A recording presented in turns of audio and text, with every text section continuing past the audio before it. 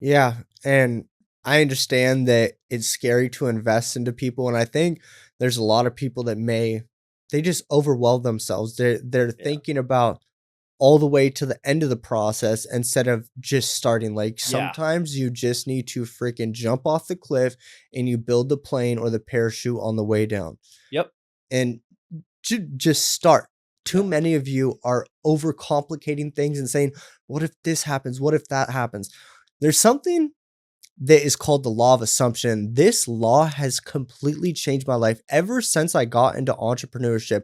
And I saw that there is proof in the pudding that other people were successful from trading or entrepreneurship or whatever it is. I knew immediately that it was possible for me. And the law of assumption states whatever you presume to be true will eventually become true. And the way that I look at my life is I'm constantly evolving and becoming better. Everything is working out for my plan and my purpose, and I'm constantly reaching new levels. Too many of you, you have this one experience in your life that hinders you from thinking positive and believing in yourself and the overall vision. Guys, you constantly need to know that everything is working out in your purpose. Yeah. And I think the other thing too, I don't know if you ever heard of the butterfly effect. Talk it. That's another one of my favorite things is like the analogy is that one flap of a butterfly's wings can cause a typhoon 90,000 miles away. And it's like one single action can change the course of your life forever. And I think, at least for me, the two things that I can point out were the decision to go to school or not go to school, or to invest in Mason's program where I first learned copy and not do that. And both those were extremely scary decisions, but those minuscule things that I did, like literally coming down to the click of a button of like de-enroll and like the payment button on that program, like have changed the course of where my life goes, and I have so many friends that have attested to this. And like all of my friends I know that are successful today, I can really trace back, like when talking to them, I can trace back to the single decision they made of like, I'm going to do this, and what like just led that spiral away. So, A lot of people don't understand this, but if you were to go through your bank statements and you start looking over where your money's going, yeah, you'll get a much better idea on where your money's actually going and it's going to pointless shit. yeah, I recommend every single one of you print out your last 3 bank statements and you look at all your expenses from your entertainment crap. yeah, Movies, going to the movies, going to the bar, going to dinner, and you should all calculate what is the total of all that money that you have spent on those things that are bringing 0 value in your life. And it's, dude, you guys need to stop trying to chase instant gratification. yeah, See where your money's going on this entertainment BS and instead allocate that money into a mentor, into the stock market, into index funds, a crypto portfolio, and you'll be astonished to see how easy it is to actually start getting rich. Like, you guys don't need to have the whole entire business plan. If you have a couple of key components on where you can put your money, then you're going to be able to level up and live a very, very fulfilling life in the next 20 to 30 years. And a lot of people, they're just missing information. I'm going to give you guys some game right now. If you guys go to charlesschwab.com and you open up an individual brokerage account, this is where you guys can invest into stocks, index funds, bonds. Everything is on there. I would recommend you guys invest into the S&P 500 ETF. And this isn't financial advice. Do your research or whatever you guys need to do. But these are like what some of my mentors have told me years ago that I didn't follow. Every single month, put at least $500 to $1,000 in the S&P 500. And within 20 years, you'll have a massive portfolio. And it's like you don't go and invest one time. You dollar cost average. You're consistently investing. yeah. And then as you consistently invest, you have the compound effect where your money just goes Goes up. way up. Yeah. In the S&P 500 on average, they say does 8 to 10% a year. Actually, over the past year, the S&P 500 did over 30 freaking percent. If you had $1 million, which $1 million is not that much money, if you had $1 million in the S&P 500, you would have just made $300,000 by doing absolutely nothing. Yeah. You can set everything up so it's reoccurring. It's just, dude, nobody knows about this stuff. It's like there's Charles Schwab a really beginner investing app for a lot of people is Acorns. You can get that app, set up a recurring budget, it will automatically invest for you. For crypto, you can get the app Uphold and you can start investing in Bitcoin, Ethereum, XRP, Litecoin, Cardano, Solana. There's all these freaking ways to invest. And I think just by this video, you watching this video, guys, it will help you out tremendously. Yeah, 100%. I think also on top of that as well, just to add to that, like, Yeah. understand where to be more frugal with money and understand where to be more conservative. Like me today, I will throw thousands of dollars on like investments on hiring people that I know are gonna like, grow my business. I will spend, a ton of money on stuff like that I know will come back in return and benefit me in a different way, like business wise. But like the club, drinks out, stuff like that. Like I'm a lot more aware of now because every time I see that go away, I'm like, oh, that could be something I could be back investing in myself, investing in something you just mentioned. And it's just such a different perspective now for me. I'm like, I'm always looking at like, where's the highest ROI thing I can just put my money into to really grow more, you know? You know what? I'm gonna probably butcher this, but there's a study that was done recently, and it said in 2000 the average attention span was 15 minutes. In 2010, the average attention span was 5 minutes. Yeah. In 2015, the average attention span was, I think, 5 minutes. In 2025, guess what the average attention span is? 1.7 seconds. No, 15 seconds. Yeah, something super low. It's insane. Short form content.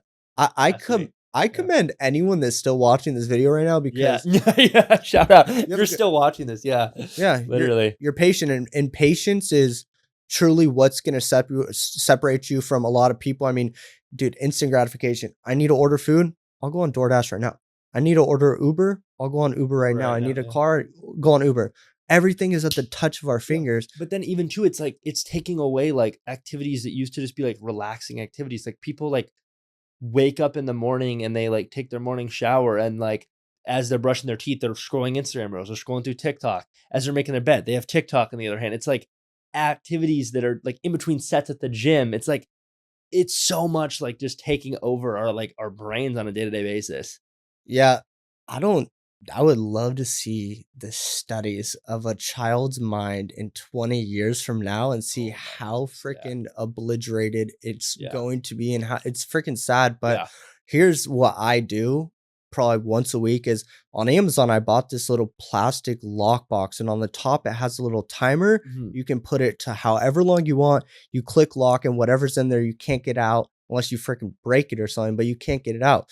And the other week, I put my phone in there and I said, do you know what? I'm going to set this timer for 2 days.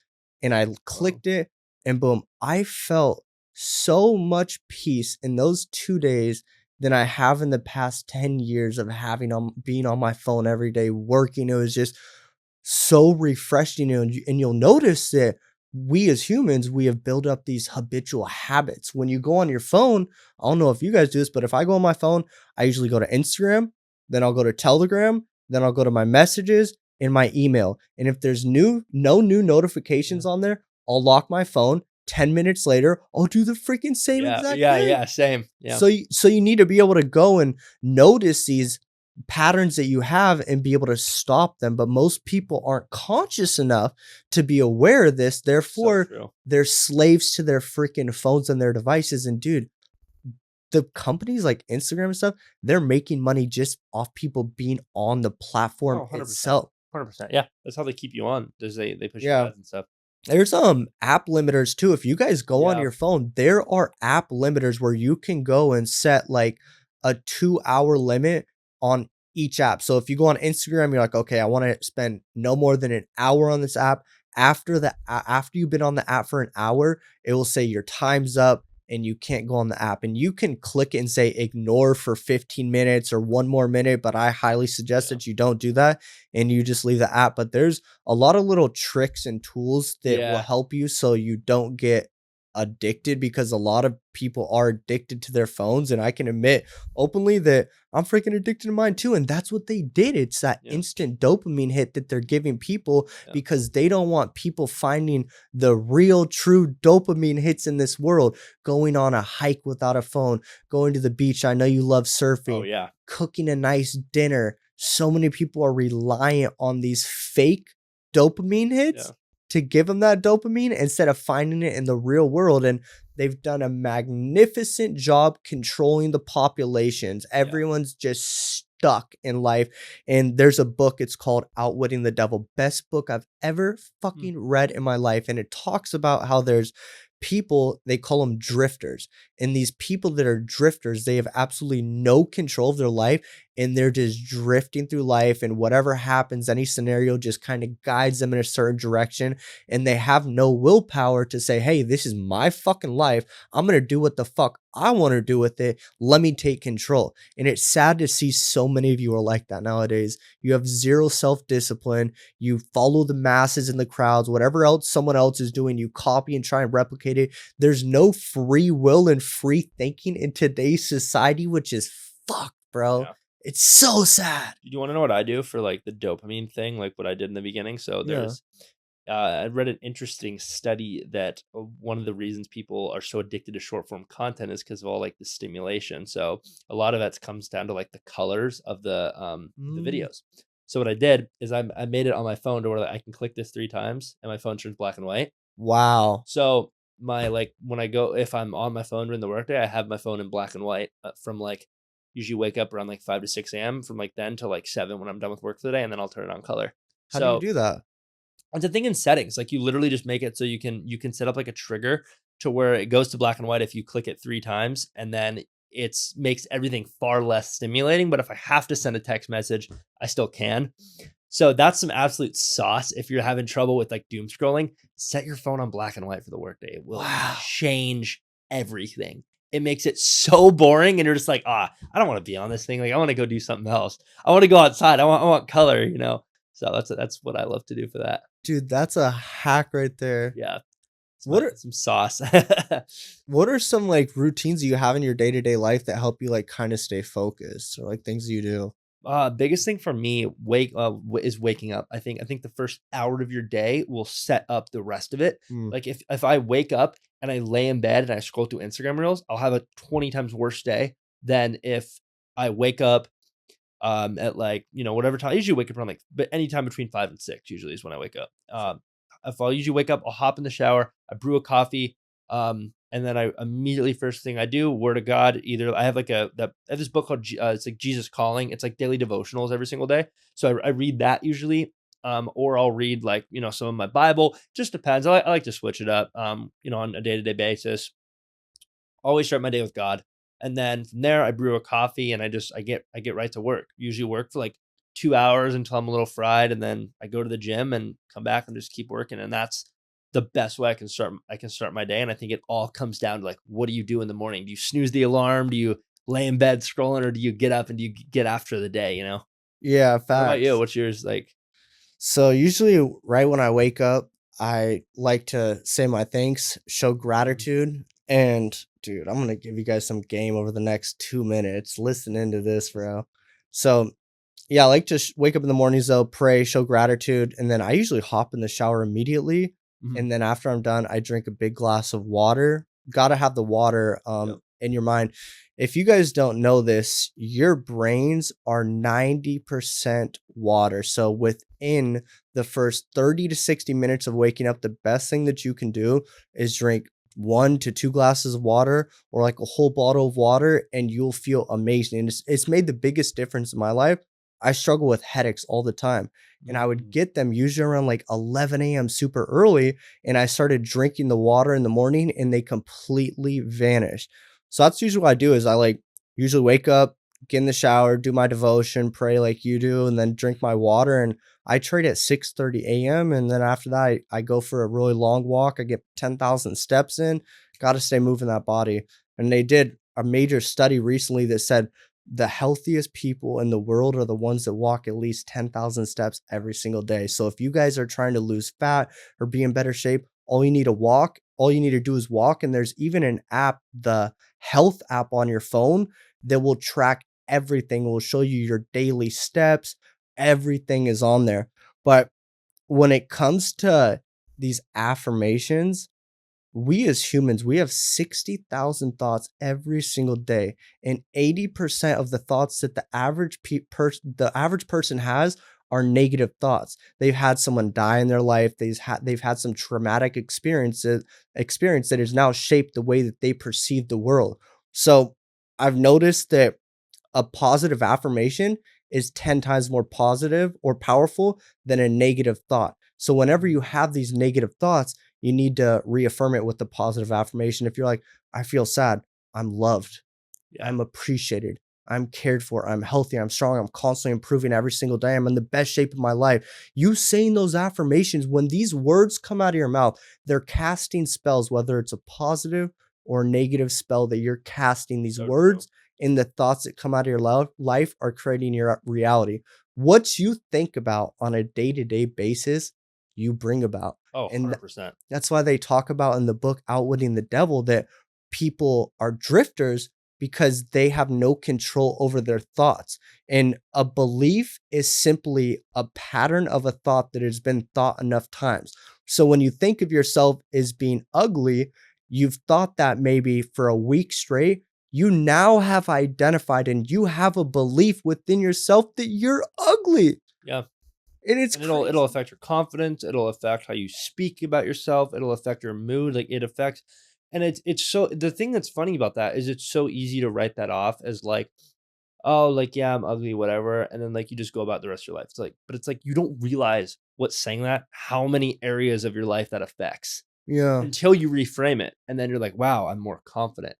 I can speak to people better. I'm more energized. I feel better about myself on a day-to-day way. I'm more motivated."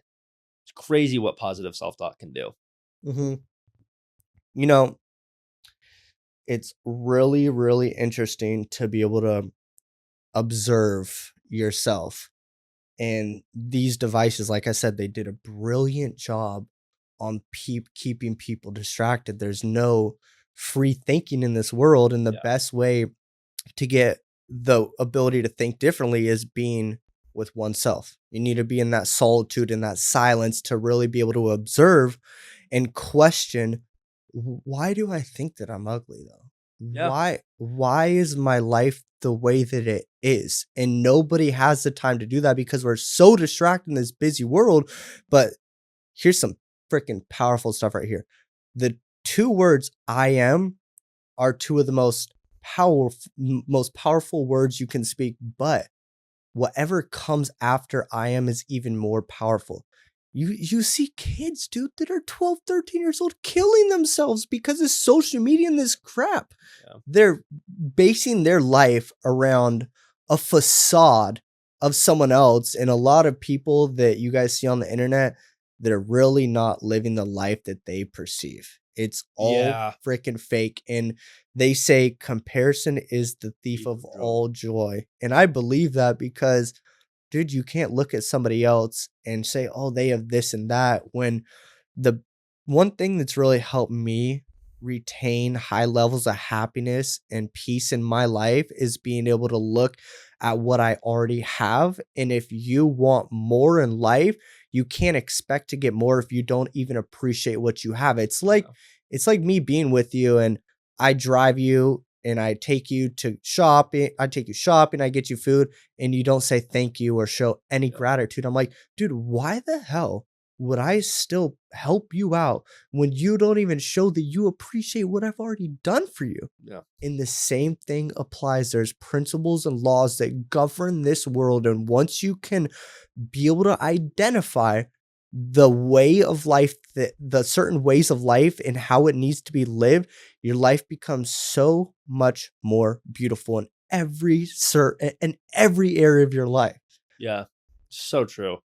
And especially just, like, one thing I love to do is just, like, in my day to day, like, I'll find random things and I'll just be like, I'll just thank God for those things. And I'll just literally just like, the sun's out in a day and the weather's good and I get to go surf. Like I'll thank God for that. If I get to see my Mm, mom in the morning, get coffee there, I thank God. It's just so important to just show gratitude on a day to day basis for what you have. And I think, especially going off with what you said with like the comparing yourself thing, I think with social media and especially in the entrepreneurship space, new people, it's so easy for like these beginners to fall into this trap of like, looking at people's Instagram going, "Oh, that guy has a Rolex, that guy has a Lamborghini." And it's like, you don't know how blessed you could be, in your life. You don't know what their life looks like. Just because they have a Rolex and a Lamborghini, like, there's a very good chance that if you were in their position, you would be way more sad. Like, I always tell people, I'm like, never look to compare yourself to other people on materialistic things. Like, just because someone has a Rolex does not mean that, like, they're living a more fulfilled life than you. And I always try to tell people, like, your joy and fulfillment will come from the experiences and the people you're around. Like, you will never be on your deathbed being like, I just want to look at my Lambo one more time. Like, you're going to be like, I want to be around my family. I want to remember the beautiful experiences that I got to live in this life, And the way I always see it now is I'm like, wow, like, I'm so blessed to live in San Diego, to wake up every morning, to go surf, then come home and, just work on my business all day that I'm so passionate about and, like, Mm-hmm. help other people. Like, that's the most important thing to me. Like, you know, so I think the biggest thing too is it's like you can't compare yourself to people you see on the internet just off of like materialism too. I think that's such a dangerous trap to fall in, but yet so many people fall into it. Yep. And it's like, if that's why you want to become, if like materialistic things and money is the true reason you want to become successful, I think it's setting yourself up for a really bad place because you don't actually have a purpose and piece of fulfillment behind that. If you just want the thing, you know.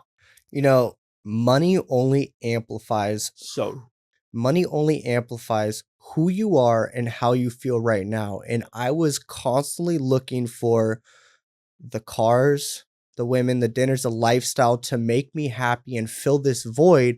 But I never truly understood that that void was a spiritual void. And once I connected with higher powers, God, universe, whatever you guys want to call it, that's when I became complete within myself. When I started looking inward and loving myself and who I was and seeing my full potential, that's when I experienced the highest levels of peace in my life. And that's really what it comes down to is being authentic and real with oneself. So many people are trying to live a life based on somebody else's ideals and the way that they perceive the world instead of actually questioning itself within themselves and saying, what is my idea of success for Colt?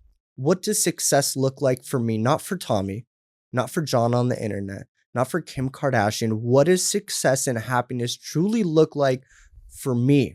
And if you really start to dig deep and ask yourself these really vulnerable and hard questions, you're going to be able to see a different side of life and learn more about yourself and what truly will make you happy as a human being. yeah, 100%. No, I so agree. And I think it's so easy to fall into the trap of like just chasing the money.